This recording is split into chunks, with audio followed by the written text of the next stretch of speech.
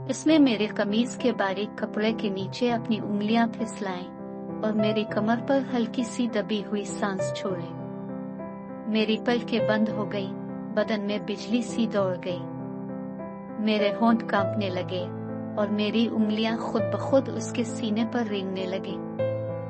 मैंने अपनी कमीज की झुर्रियों के नीचे इसके हाथों का लम्स महसूस किया तो मेरा दिल जोर से धड़कने लगा।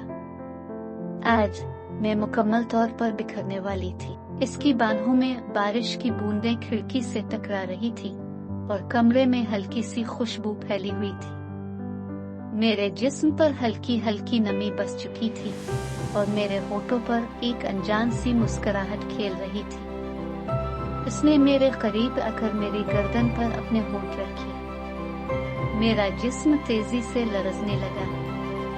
मैंने अपनी उंगलियां उसकी गर्दन के गिर्द लपेट ली और अपनी आंखें बंद करके इसके लम्स में खो गई। इसकी उंगलियां मेरे कंधे से फिसलती हुई नीचे कमर तक आईं और फिर मेरी कमर को अपने हाथों में कैद कर लिया। मैं उसकी बाहों में सिमट गई थी, जैसे पूरी दुनिया का सुकून मुझे मिल गया हो। मेरे अंदर का हर जज्बा जाग चुका था।